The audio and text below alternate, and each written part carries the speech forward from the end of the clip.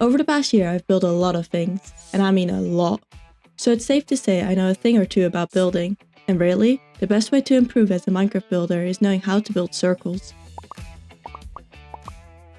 So you're telling me, to become a better Minecraft builder, all I need is circles? Circles in Minecraft? Come on, how? I know. That's impossible. Benji, I don't know if you've noticed, but this is block game. Look, everything is square. Yeah, come on dude, how are you gonna make circles here? The simple answer? These circle charts, a Minecraft circle generator, or, if you're fancy and know world editor Axiom, some commands can make a circle for you. But let's be honest, these are 1, way too blocky, and 2, not perfect. What we are looking for is the perfect circle. And yes, there are some circles already in Minecraft, like the sea lantern animation, or the skull catalyst, or maybe some of the glazed terracottas, but those are simple and boring, and barely have any uses. Although, that does look kind of funny. No, what I'm talking about are big circles. Smooth circles, or circles at any scale I can use for my build projects.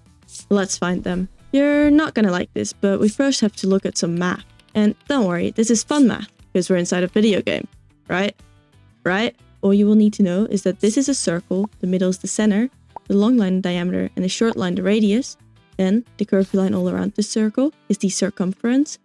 But that's already enough information. Let's move on. Minecraft has many blocks. Most of them are cubes representing 1 cubic meter, but some blocks do not follow this rule. Blocks like slabs, trapdoors, walls, signs, and glass are less than 1 cubic meter, otherwise known as shaping blocks. Shaping blocks are blocks we can use to smooth out or refine a blocky shape in Minecraft. Using these shaping blocks, we can create some smooth lines that bypass the 1-block building grid of Minecraft. Take for example 2 slabs. By having a top slab and a bottom slab on top of each other, we are able to shift a full block up by half a block. This is probably the most known one, but there are more ways of shifting blocks outside of the grid. Take for example a slab, a sign, and a trapdoor. That is a full block, but shifted up by a quarter of a block. And for the verticals, you can use walls with trapdoors or glass panes. However, since glass panes are transparent, it might be worth putting some iron bars behind them, but they create vertical slabs nonetheless. A fun trick you can do as well is use the debug stick and debug walls into this state, making them act as vertical slabs as well. Unfortunately, debugged walls are very survival hostile, not friendly. Basically, what we'll be doing is using these shaping blocks to shape these blocky circles into smooth circles. But how do you know what shaping blocks to use where? Just using random shaping blocks doesn't look quite right yet now, does it? Almost, Turtle. Almost. He needs help. Lines will help us understand the pattern of shaping blocks we are going to need for a perfect circle. On the wall, here, I have laid out 9 different lines in full blocks.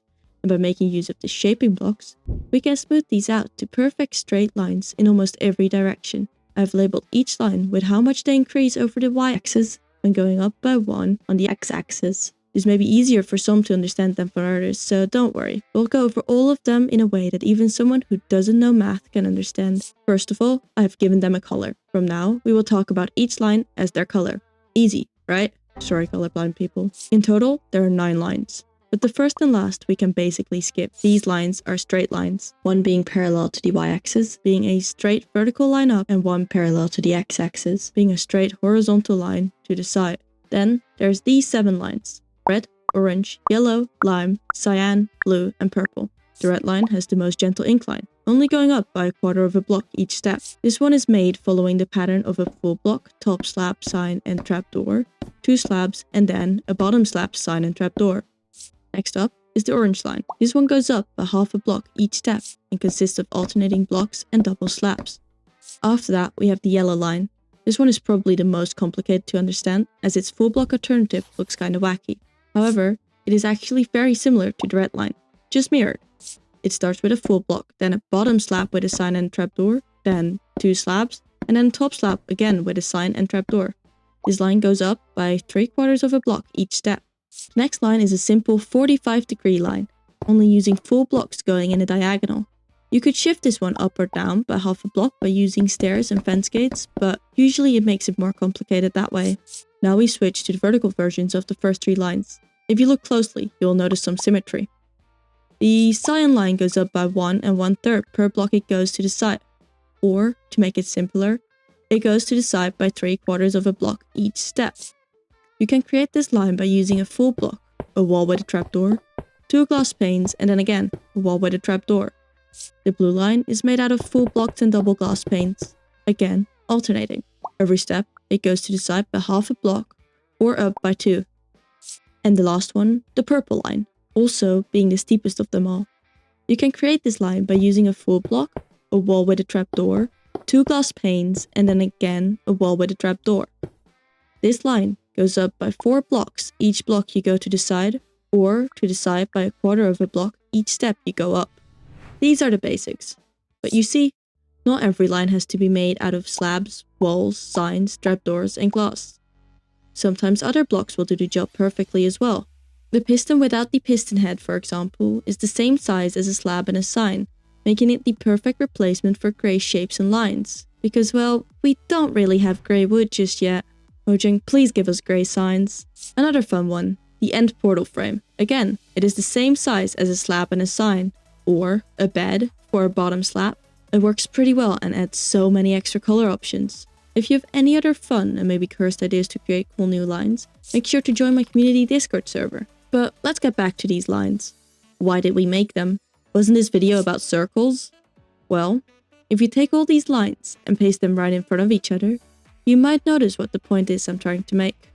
Line by line, all in front of each other, then we take a step back and then it starts to look vaguely familiar. Remember the big curvy line all around the circle, the circumference? Yes, that's it. By using these 9 different lines, we can make any circle out there in just a few simple steps. 1. Decide your circle's size, locate the center, and go out in all 4 directions by a total of your desired radius. 2. Use the 9 shaping lines to curve one of the points on the circumference towards the other, connecting each other. Here it is very important to use the lines one by one. Once you switch line, you do not go back to the previous one. Let me give you a quick example. On the left, I transitioned from red to orange to yellow to green, resulting in a nice smooth curve. On the right, I transitioned from red into orange, into yellow, into orange, into yellow again, creating a bit of a wonky line. 3. Copy your 1/4 to all the others and boom, circle. There are a few things you may want to keep in mind when building circles. When trying to make a smaller circle, you do not always have the space to go through every line. Here, you may have to skip lines in order to still get a relatively smooth circle. You will, however, notice that you will never go back to a previous line type after having transitioned into the next one. When making bigger circles, you may want to decrease your line slope by using 2 of the same increase next to each other. You are simply creating an even less steep line here to cover the bigger circumference. Now, let's make a few following these steps. This is a circle with a diameter of 15. We start with our center point, go out each way by 7, and then connect the points using our lines. Soon you will notice here that I'm skipping the yellow and cyan line. This is because the circle is relatively small. Another one, a circle with a 45 block diameter.